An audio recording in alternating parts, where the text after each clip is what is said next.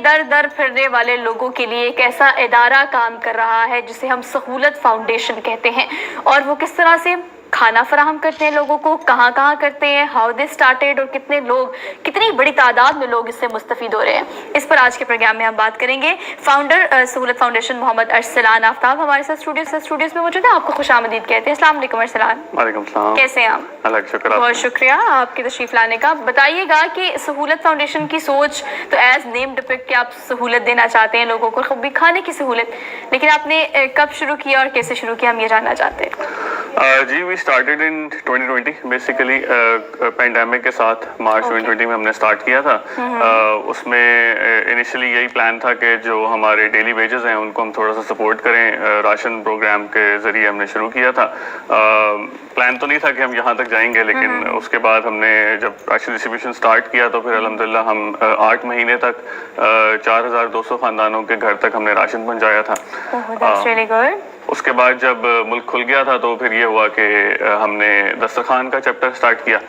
तो पहला दस्तरखान सितंबर 2020 में खोला और उसके बाद अब अल्हम्दुलिल्लाह हम खोलते चले गए। अब हमारे 4 दस्तरखान हैं और 3000 लोग रोजाना खाना खाते हैं। अच्छा अरसलान, ये एक ऐसा काम है कि जब आप ये कारवां शुरू करते हैं तो आप अकेले होते हैं, लेकिन आहिस्ता आहिस्ता लोग इसमें शामिल होते चले जाते हैं, ये दायरा कार मजीद बढ़ता चला जाता है, क्योंकि आपको फिर इस बात का अंदाज़ा होता है यहाँ आके कि लोगों की तादाद बहुत बड़ी है जो खाने के लिए मारे मारे फिरते हैं। वो मांगे, वो जो मर्जी करें, बस उन्हें खाना चाहिए होता है। तो आप ये जो दस्तरखान लगाते हैं ये कहाँ कहाँ लगाते हैं और रोज़ाना की बुनियाद पर कितनी बड़ी तादाद में लोग मुस्तफीद होते हैं इससे?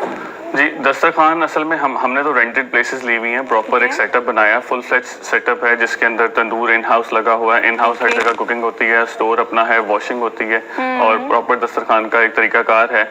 प्लेट्स भी जो एक बंदा खाता है उसके बाद धुलती हैं आती हैं। हाइजीन का भी हम पूरा इंतजाम रखते हैं और हमारा जो मेन्यू भी होता है वो भी एक प्री डिसाइडेड मेन्यू होता है। तो हमारे रोजाना होता है, सिर्फ ईद की 2 छुट्टियां करते हैं, उसके अलावा तो थ्रू आउट द ईयर हमारा लंच एंड डिनर 2-2 घंटे के लिए खुला होता है और ऑल यू कैन ईट होता है।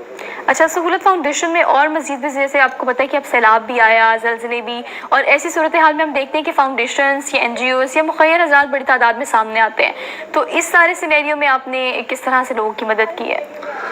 इसमें ये था जी कि फ्लड के लिए हमने अल्हम्दुलिल्लाह जब जैसे ही हमें इंफॉर्मेशन मिलती गई और हमारी टीम ने जितनी उसके ऊपर करना था काम, उन्होंने जो ग्राउंड वर्क है वो जब कंप्लीट कर लिया था तो उसके बाद हमने अल्हम्दुलिल्लाह तकरीबन 16 ट्रक्स हमने भेजे थे सप्लाईज के, जिसके अंदर बहुत सारे 250-300 टेंट्स थे। उसके अलावा राशन बैग्स थे, तकरीबन 600-700 राशन बैग्स के हैं हमारे। उसके अलावा और भी गर्म कपड़े और इस तरह का सामान हमने वहाँ पे पहुँचाया।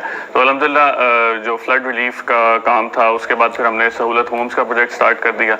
जैसे ही हमने इनिशियल मामलात को देखा, जब वो क्लियर हो गया हमारे वहाँ के एरियाज, तो उसके बाद हमने सहूलत होम्स बनाए थे। तो तकरीबन हमने 16 घर बना लिए हैं अल्हम्दुलिल्लाह। अभी सर्दियों का थोड़ा सा वेट है, फिर स्वाद कुछ एरियाज हमने आइडेंटिफाई किए हैं जहाँ पे हम और बनाएंगे। ये बहुत अच्छी बात है। हरमीत हमारे साथ मौजूद है इस्लामाबाद से। जी हरमीत। जी अच्छा सर, मैं आपसे जानना चाहूँगा क्योंकि जाहिर बात है आपने जो शुरुआत की है एक ऐसा काम है कि हमने देखा था कि यहाँ पे बहुत सारे मुसाफिर या बहुत सारे ऐसे लोग जिनको रोटी नहीं मिलती बड़े मुश्किल से, और पिछली हुकूमत में एक इक़दाम उठाया था और उसको काफ़ी, मैं जब भी जाता था लोग अप्रिशिएट भी करते थे। आपसे जानना चाहूँगा कि कौन से एरिया में आपका ज़्यादा टारगेट होता है और वहाँ पर दस्तरखान आप लोग सजा देते हैं, या कहीं ना कोई स्पेसिफिक जगह है जहाँ पर वहाँ पर ही दस्तरखान जो है वो लगते रहते हैं? ये दस्तरखान जब हम लगाते हैं तो हम ये देखते हैं कि यहाँ पे आसपास कितनी लेबर क्लास है। हमारी ये थोड़ी रिसर्च होती है उसके ऊपर। अभी जिस तरह लाहौर के कुछ 4 डिफरेंट मकामात हैं जहाँ पे लेबर इंटेंसिव एरियाज में हमने, जिस तरह जौहर टाउन में, इकबाल टाउन में, टाउनशिप में और अभी वफाकी में एक बहुत बड़ा बाजार है उसके पास, हमने ये 4 ब्रांचेस हम अभी ऑपरेट कर रहे हैं। और उसमें ये होता है कि जो दिन को काम के लिए निकलते हैं उन लोगों के लिए ये एक फैसिलिटी होती है कि वो बाहर से उनको खाना खाना पड़ता है, तो वो तकरीबन 200-250 रुपीज़ लगाते हैं अपना एक मील का। तो जब हमारे पास वो खाते हैं तो उनका मील तकरीबन 200 के करीब का उनको जो है ना बचत हो जाती है। तो आप देखेंगे एक बंदा है वो अगर दोनों मील्स हमारे पास खा रहा है थ्रू आउट द मंथ तो वो 12,000 रुपया बचा रहा है। तो 12,000 रुपया उसकी जेब में चला गया, जिससे वो अपने बच्चों की फीस दे सकता है, दूध लेके आ सकता है और बहुत सारी चीज़ें हैं जो वो अपना किराया वगैरह दे सकता है अपने मकान का। तो इसलिए हमारा कॉन्सेप्ट ये था कि जो डेली वेजर है उसकी اس کو ہیلپ کیا جائے، کیونکہ آج کل کے انفلیشنری پریشرز میں بہت مشکل ہوا ہے لوگوں. لیکن آپ کو بتائیں، آپ بالکل ٹھیک کہہ رہے ہیں، بہت بڑی تعداد. اچھا سر، آپ نے بات کی گھروں کے حوالے سے، خاص کر سیلاب کی جو تباہ کاری ہوئی ہیں، ہم میڈیا کا بھی یہ فرض ہے کہ اس چیز کو تھوڑا بہت ہائی لائٹ بھی رکھیں، اور کہیں نہ کہیں وہاں پہ جو کہ جس قسم کے حالات ہیں اور جس قسم کی ویڈیو آ رہی ہیں، تو جو حکومتی سطح پر راشن تھا اس میں بھی بڑی کوتاہیاں ہمیں نظر آتی، لوگوں تک وہ چیز نہیں پہنچ پا رہے. آپ لوگ گراؤنڈ پہ گئے، آپ لوگوں نے ساری چیزیں، جس طرح آپ نے فرمایا کہ آپ نے کچھ 16 گھر بنائی، بہت بڑی بات ہے، اور کہیں نہ کہیں کھانا یا دسترخوان کا جو سلسلہ ہے وہ بھی چلتا ہے وہاں پہ.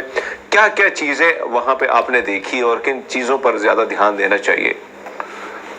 وہاں پہ جی ایک تو بات یہ کہ مینلی آپ کو پتہ، آپ نے دیکھا ہی ہوگا میڈیا کے تھرو، آپ کو اوبیسلی پتا ہوگا کہ جی پل بھی کافی سارے ٹوٹ گئے تھے، اس کے علاوہ مکان بہت سارے گرے، کافی چیزیں تو وائٹ. ہم ایک جگہ گئے، وہاں پہ مسجد ایک وقت میں مسجد ہوتی تھی وہاں پہ، اور وہ مسجد پوری جو ہے نا وہ سیلاب کے اندر شہید ہو گئی تھی. الحمدللہ وہ بھی ابھی ہم ایک آدھ مہینے میں وہ سٹارٹ کر رہے ہیں. تو وہاں پہ یہ ہے کہ لوگوں کی جو تھی نا بیسیکلی وہ چھت چلی گئی تھی، تو وہ گرمیوں کے ٹائم پہ بھی، اور پھر بیماریاں. تو ہم نے انیشلی جب ہم نے ایفرٹس سٹارٹ کی تھی، تو پھر ہم نے ٹینٹس پہلے بلکہ ہم نے اپنی پروڈکشن لائن لگا لی تھی، کیونکہ سب مہنگے ہو گئے تھے بہت زیادہ، تو ہم نے خود ہی ٹینٹس بنانے شروع کر دیے تھے، اور الحمدللہ ہم نے کافی ٹینٹس وہاں پہ پہنچائے، لگائے، اور اس کے علاوہ ان کو راشن اور کپڑے اور ساری چیزیں بھی. میڈیکل کیمپس کی بہت اشد ضرورت تھی ایٹ دیٹ ٹائم. اس کے علاوہ ہم نے میڈیکل کیمپس کے ساتھ ہم نے لائزن کیا تھا، ہم نے اور بھی ڈفرینٹ جو ہیں NGOs جو کام کر رہی ہیں ان کے ساتھ بھی لائزننگ کی تھی. اس میں یہ تھا کہ ہم نے دوائیاں بہت زیادہ پہنچائی تھی وہاں پہ. ہم نے نیٹس جو تھے، ماسکیٹو نیٹس، ماسکیٹو ریپیلنٹس، یہ بہت زیادہ تعداد میں یہ ہم نے چیزیں پہنچائی تھی، تاکہ اس ٹائم پہ ہم اس کو کلیئر کر سکیں. اچھا ارسلان، مجھے یہ بتائیں کہ سہولت فاؤنڈیشن، چلیں یہ آپ نے بالکل کہا کہ رینٹڈ جگہ ہیں، وہاں پر آپ کھانا فراہم کرتے ہیں، اور زیادہ ٹارگیٹ یہ ہوتا ہے کہ ڈیلی ویجز جو ہے ان کو فائدہ ہو سکے. لیکن آپ کو پتہ ہے کہ مانگنے والوں کی بہت بڑی تعداد ہوتی ہے. جیسے پناہ گاہیں بنائی گئی تھیں PTI کے دور میں، تو وہاں پر آپ زیادہ ان لوگوں کو دیکھتے ہیں جو سڑکوں پر، فٹ پاتھس پر سوتے تھے، اور وہ وہاں جا کر آرام کرتے تھے، یا ان کو پناہ دی گئی تھی. اب آپ اگر بات کریں تو اس کارواں میں آہستہ آہستہ لوگ پارٹیسپیٹ کرنا چاہتے ہیں، بیکاز جہاں تک مجھے پتہ ہے لوگ صرف ادارے کی کریڈیبلٹی چیک کرتے ہیں، لیکن دے وانٹ ٹو ڈونیٹ، وہ اس چیز کا حصہ بننا چاہتے ہیں، اس نوبل کاز کا.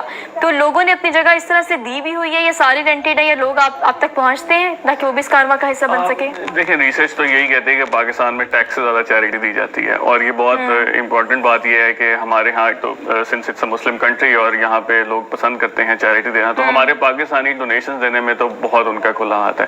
میں آپ کو بتا رہا ہوں 3 سال ہو گئے میں نے یہ کام شروع کیا ہے، اور آج تک ایک بھی دن ایسا نہیں ہوا کہ مجھے پیسے کم ہونے کی وجہ سے مجھے کام بند کرنا پڑے. تو الحمدللہ ڈونر حضرات تو جو ہے بہت اور بڑھ چڑھ کے کرتے ہیں. اور جتنے انفلیشنری پریشرز آتے ہیں، ہم نے 4 برانچز کر لی تھی، 5ویں کھولنے میں صرف انفلیشنری پریشر نے بہت تنگ کیا، کیونکہ ہر چیز ڈبل سے زیادہ ہو گئی ہے. تو بیسیکلی یہ ہوتا ہے. جو آپ نے بات کی مانگنے والے حضرات کی، اس میں نا میرا کانسیپٹ تھوڑا سا فرق ہے. ہمارے پاس وہ لوگ نہیں آتے، ہمارے پاس کھانا کھانے وہی آتے ہیں جو نوکری پیشہ لوگ ہیں. ان لوگوں کا کانسیپٹ تھوڑا سا فرق ہوتا ہے. مانگنے اٹس اے بزنس بیسیکلی. وہ ایک یہ نہیں ہے کہ وہ غریب ہیں، مجبور ہیں اور مسکین ہیں وہ مانگ رہے ہیں. جو مجبور آدمی وہ تو آپ کو نظر ہی نہیں آتا، وہ سفید پوش طبقہ اگر ہم اسے کہیں، وہ لوگ جو خود مانگتے بھی نہیں ہیں، غربت بھی ہے، پریشانی بھی ہے، مہنگائی بھی بہت زیادہ ہے، لیکن پھر بھی ہاتھ نہیں پھیلانے. تو وہ آن دا فیس آف اٹ آپ کو نظر نہیں آئے گا کہ جو بندہ جو اصل میں جو مجبور بندہ ہے. تو بہت ساری لوگوں کی مجبوریاں جو ہم ڈیلی بیسس پہ سنتے ہیں، لیکن مانگنے والوں کے پوائنٹ آف ویو سے میں کہوں گا دیٹس اے بزنس. کن ایریاز کو آپ کیٹر کر رہے ہیں فی الحال؟